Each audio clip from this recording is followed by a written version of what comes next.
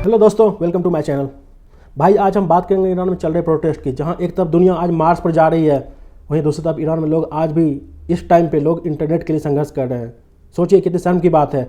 आज ईरान में लोग रोटी, कपड़ा और मकान और जॉब के लिए, जो कि बेसिक नेसेसिटी आज डेट में किसी को सर्वाइव करने के लिए, उसके लिए प्रोटेस्ट कर रहे हैं और प्रोटेस्ट को ब्रूटली कुचला जा रहा है। 500 पीपल अभी तक मारे जा चुके हैं, 10,000 से ज़्यादा लोग गिरफ्तार हो चुके हैं। और ऐसा क्रांति ईरान में बहुत सालों के बाद हुआ है, जहाँ पे पब्लिक आज पूरा प्रोटेस्ट कर, पिछले 14 दिनों से प्रोटेस्ट कर रही है। इतना दमन करने के बाद भी आज बताओ, आज हम लोग बात करते हैं एआई का बात करते हैं, एआई एजेंटिक एआई, और पता नहीं क्या क्या चीज़ें टर्म यूज़ करते हैं। लेकिन इस एज में भी आज ईरान में लोगों को इंटरनेट का एक्सेस नहीं मिल पा रहा है। पिछले 12 दिनों से आज ईरान की बस 1% पब्लिक इंटरनेट एक्सेस कर पा रही है लोग। लेकिन फिर भी इतना के बाद भी प्रोटेस्ट रुक नहीं रहा है। जो प्रोटेस्ट स्टार्ट हुआ 28 दिसंबर को ईरान के कैपिटल सिटी तेहरान में, एक प्रोविंस से आज ईरान के पूरे 31 प्रोविंस में फैल चुका है और 100 से ज़्यादा शहरों में ये इस वक्त क्रांति चल रहा है। ठीक है, और इसमें क्या बच्चे, क्या बूढ़े, क्या औरत, क्या पुरुष, सब के सब प्रोटेस्ट में शामिल हो गए हैं। सरकार की जो आर्मी है IRGC, वो पूरा ब्रूटली इसको कुचल रही है। लेकिन फिर भी पब्लिक का हिम्मत और पब्लिक का जज्बा टूट नहीं रहा है। पब्लिक पूरा प्रोटेस्ट में पार्टिसिपेट कर रही है। तो अपन पूरा डिटेल में बात करें कि ये प्रोटेस्ट हो क्यों रहा है, स्टार्ट कहाँ हुआ, कैसे हुआ। और इसमें की प्ले राजा पहलवी होते हैं ना, कि भाई अब गांव में आग लगा है तो हर कोई रोटी सेकेगा, तो राजा पहलवी साहब को मौका मिल गया है। राजा पहलवी वही है जो कि ईरान का जो लास्ट रूलर था, शाह, उसका बेटा है। ये पिछले 40 साल से अमेरिका में रह रहा है। अभी इसको मौका मिल गया तो अभी एंट्री ले लिया। इसका भी बात करेंगे कि ये कौन है, अभी इतना एक्टिव क्यों हो गया है। उसके बाद सबसे लास्ट में बात करेंगे अपन ट्रम्प चचा का भी। ट्रम्प चचा और जो अपने इजराइल वाले भाई साहब हैं और पुतिन चाचा, इन लोगों का क्या इसमें इंटरेस्ट है, ये लोग कैसे इसमें पार्टिसिपेट कर रहे हैं, क्या एक्टिवली कर रहे हैं, क्या नहीं कर रहे हैं। यानी फिर फाइनली अपन ये भी बात करेंगे कि इसमें इंडिया का इसमें क्या रिएक्शन है, इंडिया को इस इवेंट से कोई इम्पैक्ट होगा या नहीं होगा, अपन उसका भी बात करेंगे। और अपन लास्ट में बात करेंगे फ्यूचर, इसका फ्यूचर प्रोस्पेक्ट क्या होने जा रहा है। क्या ये वार चलता रहेगा, क्या ये सिविल वार बन जाएगा, या फिर US कुछ इंटरवीन करेगा, क्या होगा। अपन सारे एंगल का भी बात करें। तो गाइज वीडियो को लास्ट तक बने रहो, आपको बहुत मजा आएगा। आपको पूरा डिटेल में नॉलेज मिलेगा और साथ में अपने अंदाज में बात मिलेगा नॉलेज, और आपको बहुत मजा आएगा। ये बिल्कुल ही बोरिंग नहीं होगा। सो आप प्लीज़ लास्ट तक बने रहो, बहुत मजा आने वाला है। तो भाई साहब, अपन सबसे पहले बात करते हैं कि प्रोटेस्ट शुरू क्यों हुआ। भाई सब कुछ शुरू हुआ इकोनॉमी से। इकोनॉमी में रीजन है, इकोनॉमी गड्ढे में जा चुकी है। गड्ढा भी होता है, गड्ढा भी इसको नहीं बोलेंगे, महागड्ढा बोलेंगे। करेंसी ऑल टाइम डिवैल्यूएट हो चुका है। आज उनके करेंसी की कीमत ये है कि $1 के सामने आप 10 लाख ईरानियन रियाल खरीद सकते हो। इनफैक्ट अपने करेंसी से कंपेयर करोगे तो भी वो आप 10,000 से 15,000 ईरानियन करेंसी अपने ₹1 के सामने खरीद सकते हो। महंगाई ऑल टाइम हाई पे जा चुकी है। पिछले 2 महीने में 400% इन्फ्लेशन बढ़ा है। जो डेली यूज का सामान है, रोटी, तेल, इन सब का दाम आसमान छू चुका है। तो महंगाई, करेंसी की डिवैल्यूएशन, और तीसरा अभी जो लेटेस्ट जो तात्कालिक कारण बना, जिसके कारण कि तेहरान में प्रोटेस्ट शुरू हुआ 28 दिसंबर को, उसका तात्कालिक कारण ये था कि वहाँ पे बाजारी करके एक ग्रुप है। बेसिकली बाजारी आप क्या बोल सकते हो ना, कि अपने जैसे अपने मारवाड़ी लोग होते हैं, या फिर अपन जो दुकानदारों का ग्रुप बोल सकते हो किसी पार्टिकुलर एरिया का। ठीक है, तो वही लोग, बाजारी लोग ही पूरा लास्ट 100 साल से ईरान में किसी का सरकार बनाए जा रहे हैं, और इस सरकार को बेसिकली उन्हीं का फाइनेंशियली सपोर्ट था। तो बेसिकली क्या वो लोग क्या करते थे, उनको $US थोड़े सस्ते दामों में मिलता था। सस्ते दामों में $US ला पाते थे और फिर उनसे उनको फायदा होता था। अभी वहाँ का सेंट्रल बैंक नया रूल क्या लाया कि नहीं, अभी $US का जो भी है सबको सेम प्राइस में मिलेगा। तो इससे उन लोगों के बीच में एक नाराज़गी फैल गया, नहीं ये सही नहीं हो रहा है। और दूसरा महंगाई, तो बोले महंगाई ऑलरेडी बहुत ज़्यादा बढ़ चुका है। तो ये सब तात्कालिक कारण बना, और लोगों के पास दूसरे उसके ऊपर की महंगाई तो बढ़ ही गया, लेकिन लोगों को जॉब भी नहीं मिल पा रहा है। और जो ऊपर से अमेरिका का सैंक्शन, इकोनॉमिक सैंक्शन जो 6 साल लगा, इनके इकोनॉमी पूरा क्रिपल्ड कर दिया है। ये अपनी ऑयल को लीगली वे में कहीं पे मतलब सेल आउट कर नहीं सकते हैं। ये अपना जहाँ भी ऑयल को सेल कर रहे हैं इलीगली कर रहे हैं, बेसिकली स्मगलिंग कर रहे हैं। तो सपोज करो कि अगर ऑयल का प्राइस इंटरनेशनल मार्केट में पर बैरल अगर $60 है, ठीक है, तो इनको कितने में बेचना पड़ रहा है, इनको बेचना पड़ रहा है $30 में, $20 में, क्योंकि इनके पास बहुत ज़्यादा है। ठीक है, और इनको पैसे चाहिए और इन पर इकोनॉमिक सैंक्शन लगा हुआ है, तो इलीगली वे में स्मगल कर रहे हैं ये लोग। ठीक है, तो ये सब कारण से इनका इकोनॉमी पूरा धीरे धीरे करके पूरा कोलैप्स हो गया। ऑलरेडी इनका इन्फ्लेशन ईरान में ऑन द एवरेज लास्ट 6 साल से, जब से इन पे सैंक्शन लगा है तब से 50% है। 50% इन्फ्लेशन से कितना ज़्यादा है। अपना इंडिया में इन्फ्लेशन जब होता है 7%, हम लोग बोलते हैं बहुत ज़्यादा इन्फ्लेशन हो गया। ठीक है, वहाँ 50% है। तो सोचो कि तुम जो भी कमाओगे, जो भी कुछ भी सेविंग हो पाएगा, आप डेली रोज़मर्रा की चीज़ों नहीं खरीद पाओगे, सेविंग क्या हो पाएगा। और आप जो भी पैसा बचाते हो, पैसा का वैल्यू पूरा डिग्रेड हो जाता है। आप मान लो 100 रुपया बचा है, लेकिन इन्फ्लेशन 50%, अब क्या है बचा, कुछ भी नहीं बचेगा आपका। ठीक है, तो यही सब बात है भाई। इकोनॉमी पूरा क्रिपल्ड हो गया। अब लोग बगावत में उतर गए, भाई हमको दो रोजी दो, हमको रोटी दो, कपड़ा दो, मकान दो, जॉब दो। नहीं दोगे तो प्रोटेस्ट करेंगे। तो लोग प्रोटेस्ट करने उतर गए। जब प्रोटेस्ट करने उतरे तो इन लोग भाई साहब ये क्या बोलते हैं, अपने जो खामनेई भाई साहब, ये प्रोटेस्टर करने वाले जो हैं सो ईरान के आदमी नहीं है भाई, नहीं है भाई, ये तो आए आकाश से। तो ये लोग कौन है? ये लोग एजेंट हैं किसके? अमेरिका के और इजराइल के। भाई कोई गोली खाने के लिए अमेरिका और इजराइल का एजेंट आ जाएगा? 500 आदमी जो तुम बोल रहे हो ऑफिशियली, अनऑफिशियली तो हज़ारों लोग मारे जा चुके हैं, तो सब गोली खाने आएंगे? गोली वही आदमी खाता है जो उस धरती से बिलोंग करता है, जिसके देश की मिट्टी है, जो अपने देश से प्यार करता है, अपने बच्चों के लिए, अपनी माँ के लिए, अपने बाप के लिए गोली खा रहा है। ठीक है, 18 साल का बच्चा मारा गया, 20 साल लड़की मारी गई, कितने बच्चे कोमे में चले गए, किसके लिए भाई? अपने देश के लिए, रोटी के लिए, जॉब के लिए। और तुम बोल रहे हो कि सब एजेंट है इजराइल के और यूएस के। शर्म होना चाहिए सरकार को। कभी कभी जब आग लगता है ना किसी घर में, तो उस आग में रोटी बहुत सारे लोग सेकते हैं, और इसी आग में एक जो रोटी सेक रहा है बंदा, भाई वो बंदा है अपना राजा पहलवी। भाई चलो अब थोड़ा बात ना इस राजा पहलवी पे कर लेते हैं, क्योंकि ये बंदा अभी बहुत न्यूज़ में छाया हुआ है, थोड़ा इस पर बात करना बहुत ज़रूरी है। ठीक है, तो भाई राजा पहलवी के बारे में पहले तो ये जान जाओ कि ये लास्ट 40 साल से यूएस मैरीलैंड में रह रहा है, 40 साल से। अब ये सोचो कि अभी वार चल रहा है ईरान में, ये बंदा क्या कर रहा है? ये बंदा बैठ कहाँ से ट्वीट कर रहा है, ट्वीट पर ट्वीट कर रहा है। अरे भाई तुम अपना बोलो लीडर है तो जमीन पर उतरो ना लोगों के साथ, जमीन पर नहीं उतरना, बस वहाँ से ट्वीट कर रहा है stay strong guys, this is the last battle. भाई ऐसा कौन सा लीडर, जब कल के टाइम सरकार बनेगा तुम दौड़ के आ जाओगे नहीं भाई हम बनेंगे, हम डेमोक्रेसी लाएंगे, और वहाँ बैठ के तुम भाई ट्वीट पर ट्वीट खेल रहे हो। अच्छी, ये तो अच्छा बात है भाई, हर कोई ट्वीट ही खेलेगा तो क्रांति कौन करेगा? ठीक है, और भाई इसके बाद समझो इसकी ये बात, ये बंदा भी ऐसा कोई दूध का धुला इसका फैमिली नहीं था। ठीक है, इसके बाबूजी ईरान के लास्ट मोनार्क थे, लास्ट रूलर। इनके बारे में कहा जाता है कि ये इनका खुद का एक सीक्रेट पुलिस सर्विस था, जिसको कहा जाता था सावक, SAVAK। ठीक है, उसके बारे में बोलते हैं ना कि वो बहुत ही खतरनाक पुलिस सर्विस था। लाइक बहुत ही ब्रूटल वे में कोई भी चीज़ को, कोई भी उनके खिलाफ बोलता था ना, बहुत ही ब्रूटली उसको सप्रेस करते थे। तो भाई जबकि पहलवी भी क्या बोल रहा है कि हम डेमोक्रेसी लाएंगे। भाई ये तो वही बात होगी ना भाई, कि अब बिल्ली बोलेगी कि बिल्ली को बहुत दिन से खाना नहीं मिलेगा, तो बोलेगा हम चूहा खाना बंद कर देंगे। भाई तुम्हारा बाबूजी खुद ही इतना बड़ा ये था, मतलब एक तरह से डिक्टेटर ही था, क्रूरल्टी के साथ सब कुछ करता था, उसी के खिलाफ तो ये उठा और फिर ये जीत के फिर ये बन गया। और अब तुम बोल रहे हो कि तुम डेमोक्रेसी लाओगे। जो तुम्हारे बाबूजी को जो लोग जानता है वो समझ सकता है कि भाई तुम डेमोक्रेसी में कुछ लाने वाले हैं, तुम बस इंतजार में हो कब ये हटे और कब हम आ जाए। हम ये मानते कि अच्छा नहीं, लेकिन तुम भी दूध धुले नहीं होगा। तुम सच में लीडर होते और डेमोक्रेसी लाना चाहते थे, तुम पब्लिक के साथ कंधा से कंधा मिला खड़ा होते, सिर्फ ट्वीटबाजी नहीं करते और पावर आने का वेट नहीं कर रहे होते। ठीक है भाई, और जो तुम्हारे बाप पे जो लगा हुआ है उसको कैसे धोगे? तो सिर्फ ब्रांड बदल जाएगा, लेकिन कस्टमर सर्विस वही पुराना वाला ही रहेगा, लोग समझ जाइए। ठीक है ना।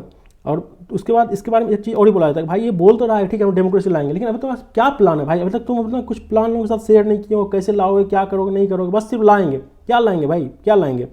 कोई तुम्हारे पास कोई पॉलिटिकल पार्टी भी नहीं है, कोई पॉलिटिकल पार्टी का स्ट्रक्चर भी नहीं है, कोई ऐसा करिज्मेटिक नाम भी नहीं है कि जो आएगा तो कुछ मतलब इकोनॉमी में को कैसे बूस्टअप करेगा, इन्फ्लेशन कैसे कंट्रोल करेगा, कुछ भी होता है ब्लूप्रिंट दो ना भाई। तुम कुछ ब्लूप्रिंट दे ही नहीं रहे हो, तो अब तुम्हें पब्लिक पूछ रही है भाई कि सरकार गिर गया फिर आगे क्या होगा?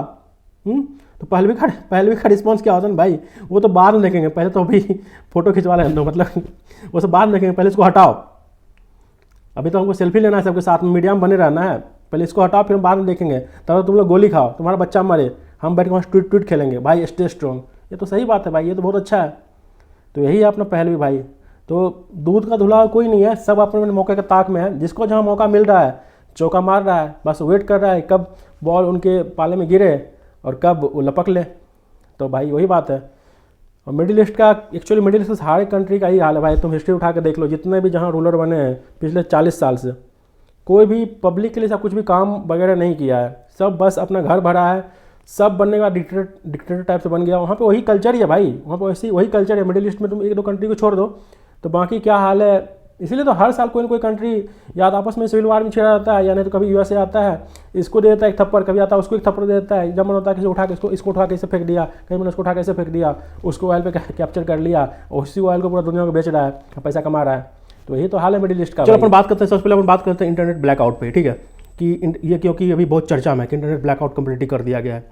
भाई ईरान गवर्नमेंट का लॉजिक क्या है कि इंटरनेट नहीं रहेगा तो प्रोटेस्ट नहीं होगा, प्रॉब्लम कुछ नहीं होगा। लेकिन भाई ऐसा कभी होता है, क्रांति होता है ना उस टाइम इंटरनेट वगैरह इलेक्ट्रिसिटी वगैरह कोई मतलब नहीं होता है। पब्लिक में रिवोल्यूशन लाना है तो लाना है, और आप जितना प्रोटेस्ट को दबाने की कोशिश करोगे नहीं सब तरीका से कि इंटरनेट नहीं रहने देंगे, इलेक्ट्रिसिटी नहीं देंगे, पब्लिक में उतना ज़्यादा जोश और बढ़ते जाता है। पब्लिक एक दूसरे से आपस में मिलते रहती है, कम्युनिकेट करते नहीं, हमको बुखार के फेंक देना है। तो ये सब तो चलने वाला है नहीं। लेकिन लगा अली साहब खामनेई साहब को लगा भाई इंटरनेट बंद कर दो, प्रॉब्लम ख़त्म हो जाएगी।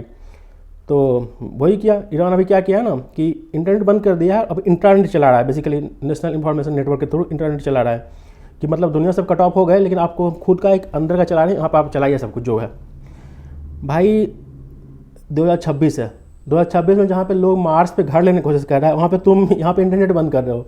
ये अपना सोचने की बात है भाई। जहाँ एक तरफ दुनिया के कुछ लोग मार्स पे घर खरीदते हैं, वहाँ पे दूसरी तरफ लोग को आज भी अगर बेसिक इंटरनेट एक्सेस नहीं मिल पा रहा है, तो ये बहुत ही शर्म की बात है, बहुत ही शर्म की बात, ठीक है।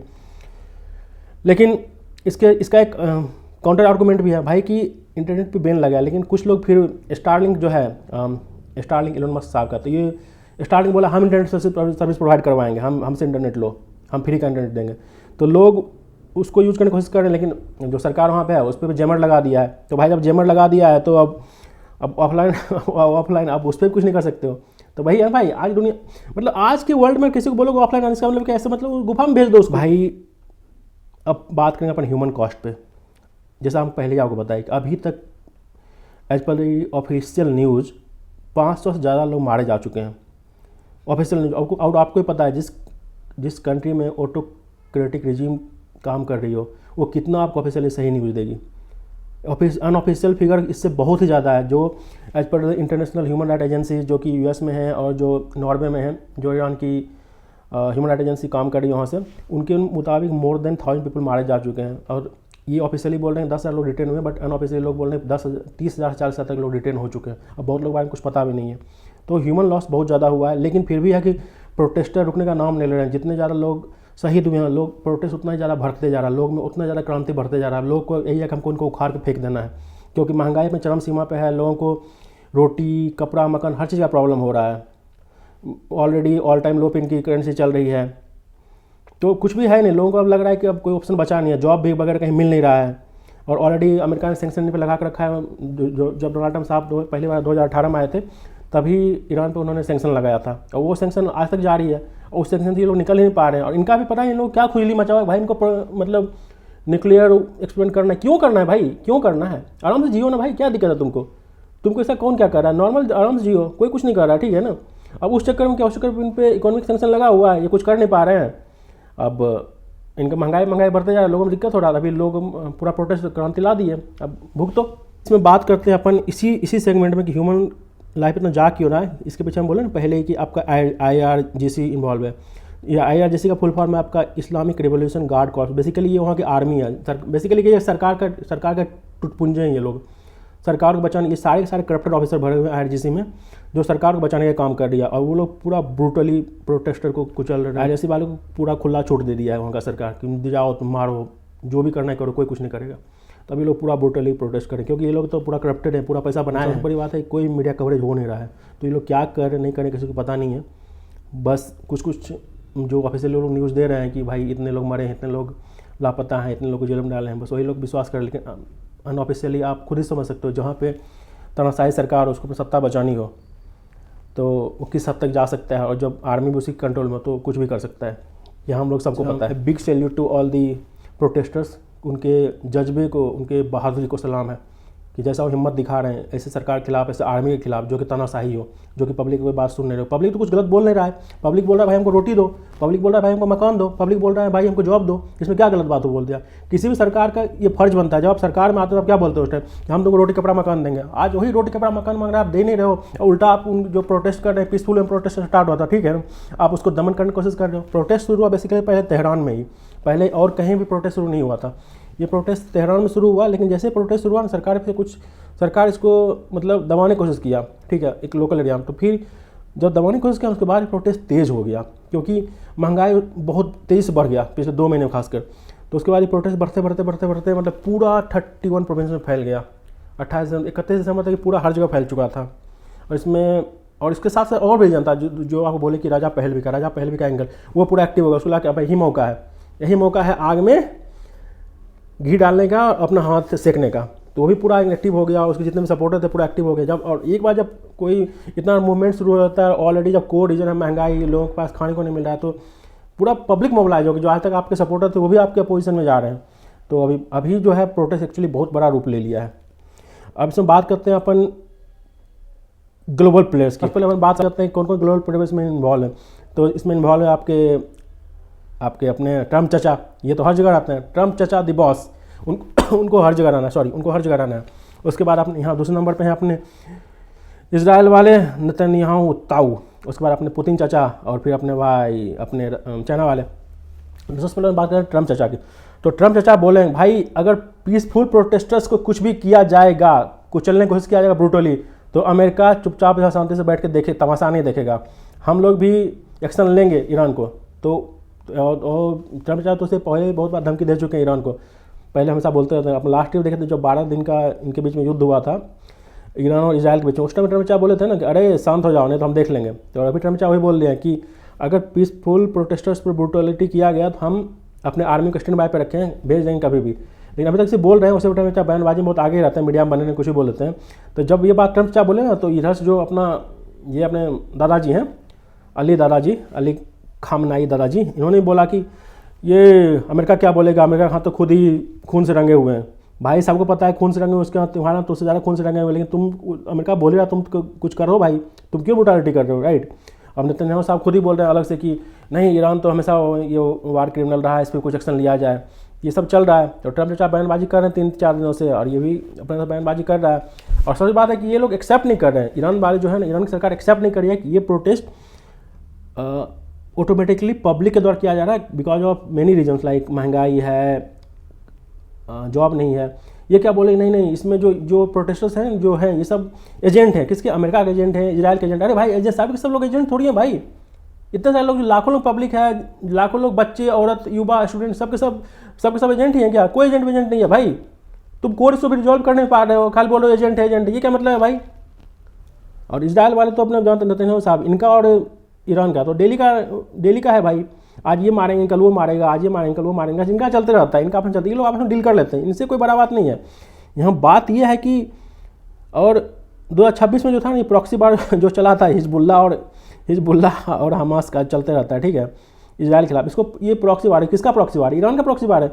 तो भाई जब तुम दुश्मन पाल रखोगे, तुम्हारा जब दुश्मन है इजराइल और यूएसए, तो उनको तो मौका मिल गया, तुम्हारे घर में आग लगा है तो दुश्मन तो मजा लेगा नहीं भाई, तो दुश्मन मजा ले रहा है। अब आपका 2 दुश्मन है, जब आपके घर में आग लगा, दुश्मन को इससे अच्छा मौका कुछ मिलेगा? तो मजा ले रहा है, अब तो मौका दे दिए, अब तुम अपना पहले घर संभालो ना, उसको क्या संभालोगे? पहले अपना घर ठीक करो, फिर बाद में 12 वाला की बात करना भाई। और रसिया और चाइना, भाई रसिया और चाइना बहुत ही, खासकर स्पेशली चाइना बहुत ही तेज़ आदमी, बहुत ही तेज़ कंट्री है, वहाँ सब आदमी बहुत तेज़ है। चाइना आपके साथ तब तक है जब तक उसका प्रॉफिट है। जिस दिन प्रॉफिट निकला, जिस दिन लगा कि भाई अब उसको कुछ स्थिति डमाडोल होने वाला है, खटाखे से खिसक लेगा, तो चाइना वही चीज़ कर रहा है, चाइना देख रहा है। अब लेकिन लगा कि भाई अब थोड़ा ना मामला बिगड़ रहा है, तो कन्नी काट लिया और बोला कि भाई हमको तो पैसा वैसा भी देना नहीं पड़ेगा, बहुत से ऐसे ऑयल खरीद चुके हैं, तो हम शांति से बैठे रहते हैं। अभी शांति से बैठा हुआ है वो। और रसिया वाले भाई साहब को भी वही तेल का सारा मीटर ही तेल का है भाई, सारा दुनिया सारा मीटर ही तेल का है, ठीक है ना। अपन बात करेंगे इस पर, अभी ये मीटर सारा तेल का क्यों है, ठीक है ना। अभी आपको सोचने में भाई, अभी आपको लग रहा हो भाई ये ईरान में हो रहा था, हम लोग इतना टेंशन क्यों ले? भाई जियो पॉलिटिक्स इतना सिंपल नहीं होता भाई। आपको पता है इंडिया में खुद का ऑयल रिसोर्सेज कितना कम है, बहुत ही कम है। हम ऑयल पे कम्प्लीटली डिपेंडेंट बाहर कंट्री पे हैं। और ये यूएस वाले भाई साहब क्या कर रहे हैं, जिस हम तेल इंपोर्ट करते हैं, या खासकर जो भी बहुत बड़ा एक्सपोर्टर है, वेनेजुएला कैप्चर कर लिया, रसिया वाला सेंक्शन लगा दिया है, ये ईरान वाले को जानबूझ के फंसा दिया। तो अब ये सब कंट्री रहे नहीं है, तो अब इसको फायदा किसको होगा? डायरेक्टली फायदा होगा डायरेक्टली यूएस को। यही तो उनका स्ट्रेटजी है कि सबको उलझा दो और अपना तेल पूरा दुनिया भर में बेचो महंगा दाम में। तो जो अभी आप तेल खरीद के घूमते थे डुन करते हुए 100 रुपया में, कब बढ़ के 200 रुपया हो जाए भाई पता भी नहीं चलेगा, ठीक है। और खासकर जानते हैं ना, ये दुनिया का जो 20% 20% जो तेल एक्सपोर्ट होता है, ठीक है ना, जिस रूट से गुजरता है, वो रूट पता है कब किसकी कंट्रोल में है? वो रूट कंट्रोल है ईरान के, स्ट्रेट ऑफ हॉर्मस, ठीक है ना, उससे दुनिया का 20% ऑयल गुजरता है। आप यही समझ लो कि वहाँ पे एक पटाखा भी फूट गया, पटाखा बोल रहे हैं हम, स्ट्रेट ऑफ हॉर्मस पे एक पटाखा भी फूट गया ना, तो रातों रात तेल का प्राइस ना 40-50% भागने में कोई टाइम नहीं लगेगा, फटाक से भाग जाएगा। 20% बहुत बड़ा होता है भाई अमाउंट, ठीक है। तो ईरान पे जो सब कुछ हो रहा है ना, मेनली इसके पीछे रीजन है ऑयल, क्योंकि ईरान ऑयल किंग है भाई। ईरान पे इतना सेंक्शन लगा इतने साल से, लेकिन फिर भी सर्वाइव करा ओनली ऑयल के दम पे। क्योंकि इलीगल मार्केट में बहुत ऑयल सप्लाई कर रहा है दुनिया के बहुत से कंट्रीज़ को बाहर बहुत ही कम प्राइस पे, उसी कारण सर्वाइव कर रहा है। इसी के वही मेन रीज़न है कि इसके पीछे यूएस भी हाथ धो के पड़ा हुआ है, क्योंकि यूएस को तो यूएस जहाँ देखता है भाई, ट्रम्प जहाँ देखते हैं जहाँ जहाँ ऑयल मिल रहा है सबको कैप्चर करो। तुम उसका एग्जाम्पल उठा के देख लो हिस्ट्री में, तुम्हें दिख जाएगा यूएस जिस पे भी अटैक किया है मेन रीजन रहा है ऑयल, चाहे वो इराक हो, चाहे वो अभी का वेनेजुएला हो, चाहे ईरान को ऐसे कर रहा है, उसको बस तेल चाहिए भाई, जहाँ भी तेल होगा वहाँ भाई यूएसए होगा, ये बात समझ जाओ, ठीक है। तो भाई अब तो ये सब बात हो गया क्या क्यों प्रोटेस्ट हुआ, अभी कहाँ कहाँ फैल चुका है, कौन कौन से प्लेयर इन्वॉल्व हैं, सबका अपना अपना क्या उसमें स्वार्थ है नहीं है। अभी अपन बात करते हैं कि अब आगे क्या, इसका फ्यूचर क्या है, ठीक है। तो भाई क्या पहला क्वेश्चन ये आता है, क्या राजा पहले वापस आएंगे? दूसरा, क्या आईआरजीसी झुकेगी? क्या पुष्पा झुकेगा साला? तो क्या आईआरजीसी जो अपनी वहाँ की आर्मी है, सरकार की आर्मी आईआरजीसी, क्या आईआरजीसी झुकेगी? हमको तो नहीं लगता झुकेगा भाई, क्योंकि जब तक पावर है, जब तक आर्म्स है, जब तक इलीगल मनी बचाना है, जब तक लड़ेंगे तब तक तो लोग नहीं झुकेगा भाई। या फिर यही सब जो अभी आज हम वीडियो बना रहे हैं, फिर से 2027 में ऐसा ही वीडियो बनेगा क्या? तो ये सब बर्निंग क्वेश्चन है, क्या होगा अभी सब बात कोई नहीं जानता फ्यूचर में क्या होगा। देखो मेरे हिसाब से क्या लगता है ना कि भाई कि हमको लगता है 3 पॉसिबिलिटी हो सकता है। तो पहला पॉसिबिलिटी ये है कि जैसा मिडिल ईस्ट का हिस्ट्री देखें, मिडिल ईस्ट में जब भी इस टाइप का वार हुआ है तो हम सिविल वार छिड़ गया है, मतलब आम पब्लिक वर्सेस सरकार में सिविल वार छिड़ा है, लंबा टाइम तक खींचा है और पूरा इकोनॉमी कोलैप्स हो गया। ऑलरेडी इनका इकोनॉमी गड्ढा में जा चुका है और पूरा कोलैप्स हो जाएगा। सेकंड ऑप्शन हमको ये लगता है जो ट्रम्प साहब हाल फिलहाल में किए हुए हर जगह पे, कुछ ना कुछ इनका भी हिसाब लगा देगा वेनेजुएला जैसा। हमको ऐसा लग रहा है कि अगर ऐसा ही खींचा ना तो वेनेजुएला वाला हिसाब इसका भी लगा देगा। और नहीं, तीसरा ऑप्शन ये है कि भाई 86 ईयर्स के हैं ये दद्दू। तो भाई हमको तो ये समझ में आता है भाई दद्दू आप 86 ईयर्स आप क्यों इतना सत्ता के लोभ में पड़े हुए भाई? आप जाके हटिए भाई, जाके नमाज पढ़िए, पूजा पाठ कीजिए, क्यों इस चक्कर में पड़े? किसी और को बनने दीजिए भाई, छोड़ दीजिए, आप जाइए कहीं पे। झूठ मूठ पब्लिक को मारे पड़े हैं, जन्नत में नसीब नहीं होगा भाई, जहन्नुम नसीब हो जाएगा ऐसे में। और एक बात और भी है भाई, अगर आप हिस्ट्री से सबक लोगे ना तो जब गुस्सा और भूख आपस में मिला है भाई, तब कोई भी डिक्टेटर बचा नहीं। कितने बड़े डिक्टेटर क्यों नहीं हो, वो बचे नहीं हैं। चाहे वो हिटलर था या अभी हाल फिलहाल में आप देखे होंगे जो मिडिल ईस्ट में एक से एक बढ़ के एक आपके डिक्टेटर हैं, सीरिया में था, इजिप्ट में था, सबका क्या हासिल हुआ सबको मालूम है, राइट? तो बताने की जरूरत है नहीं भाई। और अगला स्टेप इसका यही होगा ना कि भाई अब इसमें आगे क्या हो सकता है। तो हमको तो भाई देखो यही लग रहा है जो आपको हम पॉसिबिलिटी बता दिए कि या तो यहाँ सिविल वार छिड़ेगा या फिर यूएस इंटरवीन करेगा और कुछ बड़ा एक्शन ले लेगा, अपने आर्मी को भेज सकता है, या फिर इजराइल को एज ए प्रॉक्सी यूज कर लेगा, कुछ होगा धमाका। और लेकिन ये ईरान वाले भाई साहब डिक्टेटर हैं, तो ये भी बोल देंगे भाई अगर इजराइल या यूएसए कुछ भी किया तो हम भी फिर पीछे नहीं हटेंगे, जहाँ जब उनका यूएस का बेस है डिफेंस का हम उस पर अटैक करेंगे। तो देखिए क्या होता है। हमको लगता है फ्यूचर में अभी कुछ दिन तक ऐसे ही पूरा बना रहेगा जियोपॉलिटिकल माहौल, पूरा सरगर्मी वाला, एक दूसरे से सब पूरा चिपकाते रहेगा। देखते हैं क्या होता है, जैसा होगा आप अपडेट देंगे। तो भाई लोग फाइनली यही कहा कि कंक्लूड करना चाहेंगे कि ईरान केस को एज ए आइसोलेटेड केस मत लो। इससे सबक यही मिलता है कि दुनिया में जब लोगों को रोजी रोटी और बेसिक जॉब भी नहीं मिलेगा ना, तो लोग ऐसे सड़क पर उतरेंगे, ऐसे प्रोटेस्ट करेंगे। और सरकार का दबाने की कोशिश कितना भी कर ले, लेकिन कभी भी क्रांति को दबा नहीं पाएगी। इसीलिए दुनिया का हर सरकार के लिए भी एक सबक है कि लोगों को बेसिक नेसेसिटी प्रोवाइड किया जाए, लोगों की बातों को सुना जाए, ठीक है? नहीं सुनिएगा तो जो भी हो रहा है यहाँ पे क्रांति वैसा ही भी हर जगह पे होगा। और दोस्तों तुमको क्या लगता है, कमेंट करके बताओ, क्या ईरान में सच में चेंज आएगा या क्या होगा? क्या अमेरिका कुछ करेगा या सिविल वार छिड़ेगा? आपका जो भी ओपिनियन है अपने कमेंट में जरूर डालो, ठीक है भाई। और एक बात इससे और समझ आता है भाई कि न्यूज़ बोरिंग हो सकता है, लेकिन जियो पॉलिटिक्स इवेंट बोरिंग कभी नहीं होता है। इसका इम्पैक्ट आप पे डायरेक्टली इनडायरेक्टली होता है, आपको भले ही पता ना चलता हो। तो जियो पॉलिटिक्स कभी बोरिंग नहीं होता भाई, जियो पॉलिटिक्स जेब पे भारी पड़ सकता है। अभी तक चैनल को सब्सक्राइब नहीं करो, चैनल को सब्सक्राइब करो, अगर वीडियो को लाइक करो, कमेंट करो और अपने फ्रेंड्स एंड फैमिली में शेयर करो। Thank you very much.